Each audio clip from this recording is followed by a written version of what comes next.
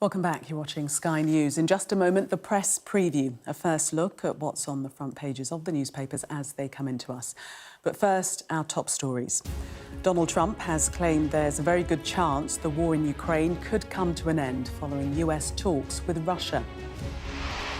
A thief who stole an Amazon van and dragged its driver to his death has been jailed for a minimum of 30 years.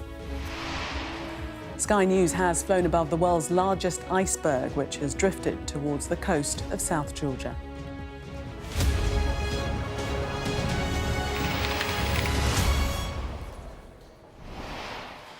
You are watching the press preview, a first look at what's on the front pages as they arrive. It's time to see what's making the headlines with Daily Mirror columnist Susie Boniface and comment editor at The Telegraph, Annabelle Denham. They'll be with us from now until just before midnight. So let's see what's on some of those front pages for you now. Well, the potential ceasefire between Ukraine and Russia is on the front of The Guardian, who quote the Prime Minister's assertions that Putin must not play games. That's also on the front of The Telegraph. The Times leads on the upcoming spring statement when the Chancellor is expected to cut billions from the welfare system to help grow the economy further and faster.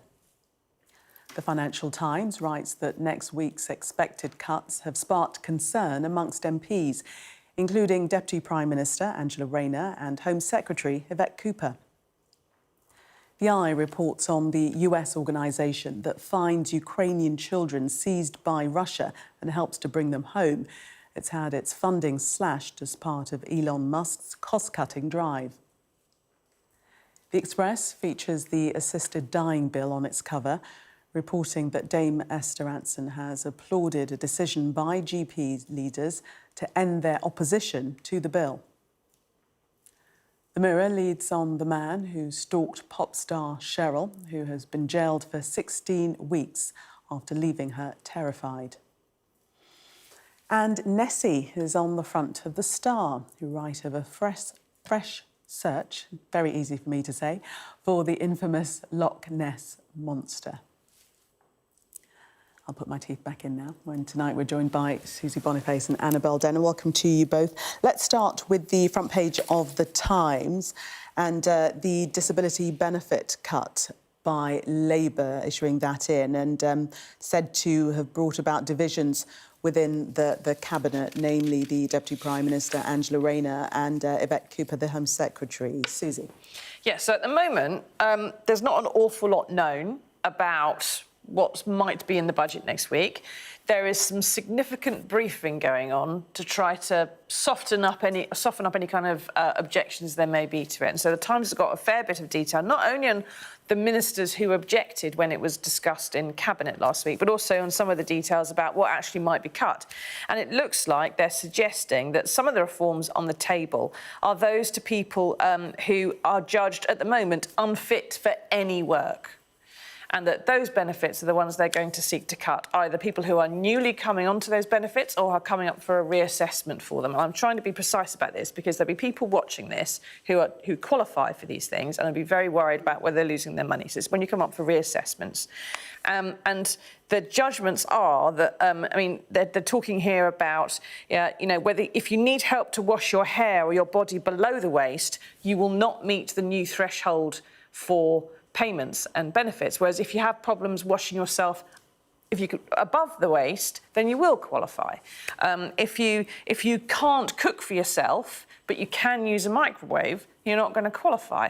There's some really fine lines being drawn between what is capable and what is not capable. And the thing that I just want to raise is that what's being suggested here in the paper is that because the bill for especially mental and neurological conditions like autism and ADHD and mental health and other problems, because this is getting bigger, that therefore there is as it's saying here, the government feels there is a moral incentive to make sure people work if they can work. And the problem is, if you can't wash your hair, if you can't wash your body below the waist, if you've got ADHD, if you've got autism, if you find it difficult to get out of the house, no one will employ you.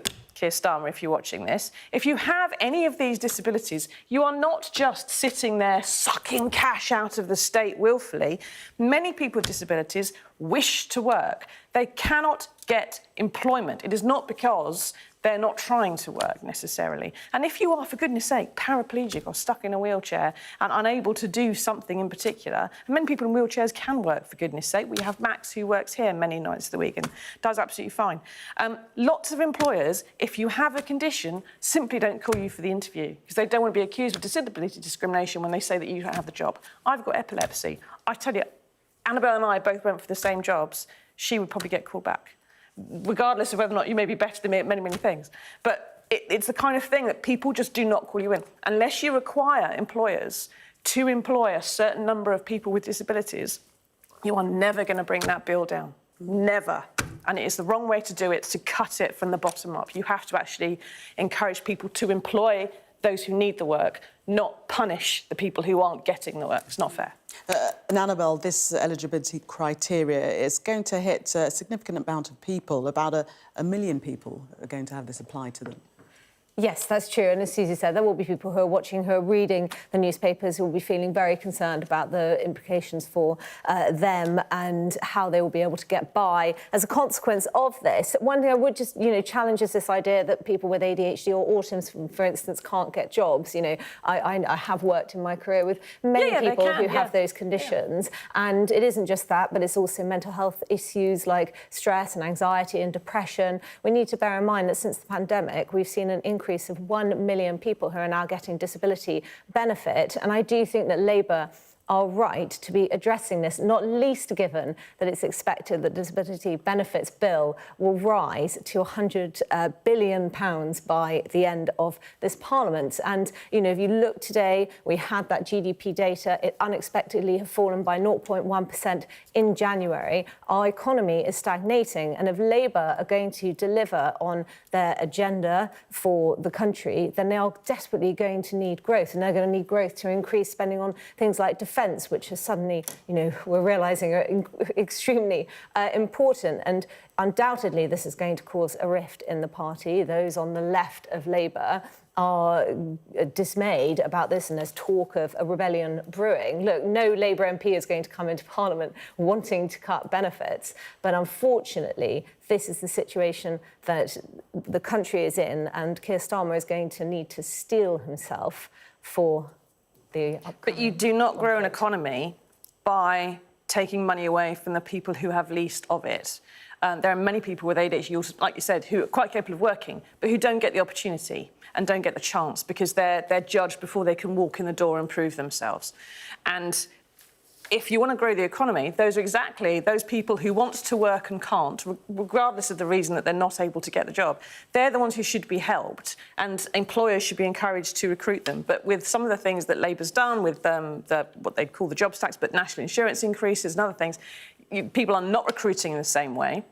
Businesses in a stagnant economy are just sort of tightening their belts and trying to cope with things. So they are just, if they've got to employ someone, they're not picking someone that they see as going to be a more expensive employee because you're going to have to make changes for them and make allowances for them. And that's why people who are more vulnerable and who have a condition of some sort are the first out the door, or at least the last one to get invited in. Annabelle, let's move on to the FT, the Financial Times, and they're also talking about what they describe as a tense cabinet meeting regarding public spending, suggesting that shrinking the economy is limiting Rachel Reeves. Well, yes, of course, as Susie says, the context here is the Spring statement on the 26th of March. There has long been reported that her fiscal room is shrinking, and headroom is shrinking and shrinking, and she's going to have to either raise taxes again, having in December insisted that after that October budget she wasn't going to, or there is going to need to be a significant retrenchment, and that is why they are looking at welfare and how they're going to cut this £5 billion from the welfare bill. But there will be concerns in Labour that they will do this, and it still is not going to take them far enough. And, Rachel Reeves is in a very difficult position. Of course, I talked earlier about that contraction in GDP. She's come out and said we need to go further and faster, but unfortunately that's elicited some ridicule because it looks like her medicine thus far has contributed to the stagnation that we're seeing. And this is all before April, when that national insurance contributions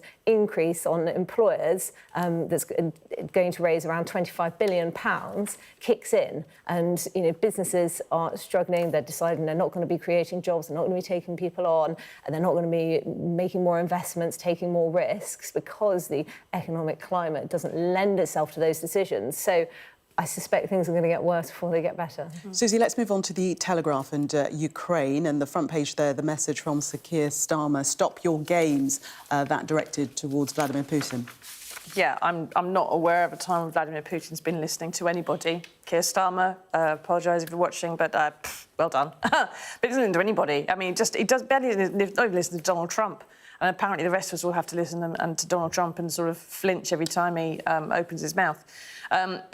He does praise Donald Trump, doesn't he? And Zelensky yesterday suggesting that he was actually scared of Donald Trump. Everyone is having to dance around this great big tangerine tyrant who's achieving the square root of bugger all.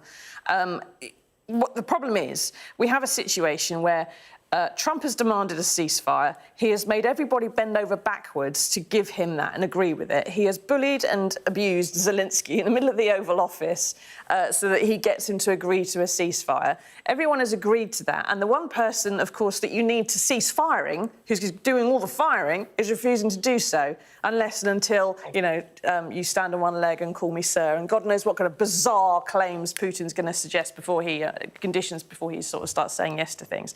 And that's before you even get to the point of peace talks. This is just to stop for a moment while we all take a breath. 30 days is all it is. And then they're going to get to a table and everything Putin wants is going to be the opposite of what everyone else will agree to. So whether you'd ever get peace is just, it's bizarre. The whole thing is just talking. It's just aviation fuel is all we're burning. Well, I mean, what's about 10 extraordinary, seconds of course, is that Trump talked about an unconditional agreement that was going to be arrived at here. But, of course, the author of The Art of the Deal has made so many concessions already to Vladimir Putin around membership of the European Union, membership of NATO, certain security guarantees. And you just wonder what is actually left on the table. It was ghostwritten. He wasn't the author. I wish people would remember that. Someone else wrote it for him.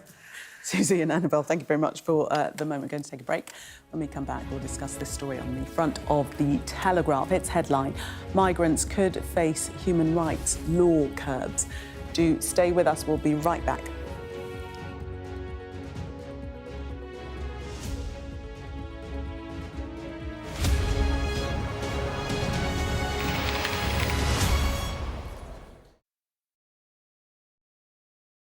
In February 2022, Russia invaded Ukraine. Thousands of Russians were drafted. For some, the reality of frontline warfare meant one thing: desertion. I had a rush of adrenaline. It was a kind of treason. But they did not escape on their own. I help people to desert Russian army. The stakes are high, but for some, there's no other option. We keep going till Putin's regime is over. Escaping Putin on Sky News. Mandatory evacuation, you must leave! For many people, Harvey is far from over. People here believe the water will be this deep for weeks. I'm Greg Milam, and I'm Sky's chief North of England correspondent. Are you trying to run me over, Sir Philip? No, go away. Look like it, sir. Will you respond to those who made accusations, Sir Philip? Can you go away? Sky News, the full story first. We're trying to see as much as we can. We're going to start with breaking news. I am Anna Botting. It's been quite some day. The golden age of America begins right now. A long-awaited ceasefire is now underway. First question, Sky News. Congratulations, this is a huge moment. Describe this feeling, it's incredible. Now to California. The Democratic mayor of Los Angeles cut the fire department budget. Do you owe citizens an apology? Have you nothing to say today? Jane Secker, Sky News. Would you like to respond to us now? I've never seen anything like this. Beth Rigby, Sky News. In principle, would you agree to do that? Criticism of you, the president, is banned. How is this a fair election? Historic day here today. The cameras are poised here, there, everywhere, waiting to see what the president might do next. I gave you the A+ treatment. Thank you. Thank you all. Play Sky News. From the Sky News Centre at 7. Now that you're up to date, we can go into a bit more detail. Things can change incredibly quickly. Taken by surprise. Have you ever known a moment like this in British politics before? Yes. Cheers. We'll start with breaking news. Let's get the latest on the ground. So, by the end, we'll hopefully all understand what's going on in the world just that little better.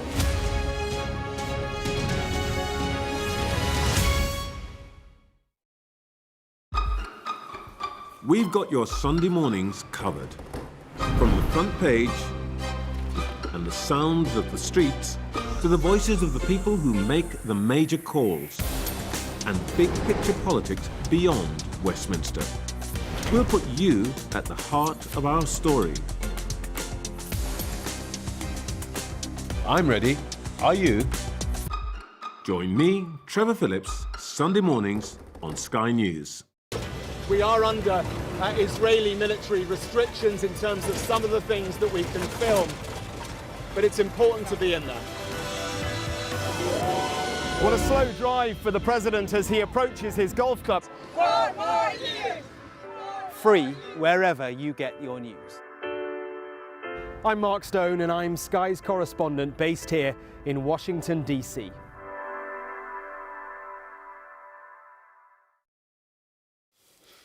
Welcome back. You are watching the press preview. Still with me, Susie Boniface and Annabelle Denham. Let's have a look at the Daily Telegraph. And we read that the government is considering whether to restrict illegal migrants from exploiting the European Convention on Human Rights to block their deportation. Susie. Yes, well, it sounds like, oh, we're going to take human rights away from other people. And actually, it says here, well, the Home Secretary, Yvette Cooper, is going to do some kind of a study on what they're doing in other European nations who have the same law and don't actually end up letting people stay as often as we do, that they seem to be interpreting it differently, and therefore you could keep the law but just be a little bit tough on the way you restrict it. The problem with any of this is that if you restrict some human rights for other people, inevitably, it ends up restricting those of yourself in some way. Either your courts have to make different judgments about your own people, or, in the case of something like this, what would probably happen is that there would be reciprocal action in the courts of whatever country a British person is in, somewhere else, where suddenly you find that our rights are getting taken away. There's always a quid pro quo. It's never just as simple as going, do you know what, we're just going to find a way to make it easier to get rid of. We don't live on our own. No man is an island. There you go. Annabelle, the Telegraph saying that this follows the disclosure by the Telegraph of cases including the Albanian criminal who avoided deportation after claiming his son had an aversion to foreign chicken nuggets. Yes, we splashed on a spate of immigration tribunal rulings which went in favour of those who are appealing against deportation. So, yes, you had the chicken nugget story. You also had, I believe he was Pakistani, a paedophile who was allowed to remain in the UK under Article 8 of the ECHR because he had a right to a family life, despite the fact that at the time he wasn't allowed any access to his children, given that they felt that, you know, safeguarding issues associated with that, as you'd expect. So I think that this has heightened awareness among the public about the way in which our system appears to be being abused, and perhaps the safety of people living in Britain is being put at risk by some of the decisions that are being made at these immigration tribunals. I do think it's very interesting, you know, to see that Yvette Cooper, the Labour Home Secretary, is now reviewing Article 8 of the ECHR. And, you know, if you're wondering why, perhaps the image the Telegraph is splashed with may give some indication of Nigel Farage at Cheltenham. I think that despite all of the trials of reform over the past week, perhaps behind this, a cynic might say, is concern among Labour that they still need to neutralise that threat. OK. Annabelle and Susie, we must leave it there, I'm afraid. We've run out of time. Much more from you at the top of the 11 bit. In the meantime, let's take a look at the weather for you. A bright start and always a warm welcome. The weather, sponsored by Qatar Airways. Well, high pressure is building from the west this weekend, finally cutting off that cold northerly feed of Arctic air.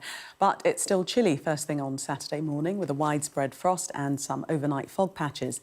Brisk winds will top and tail the country, feeding in a few showers.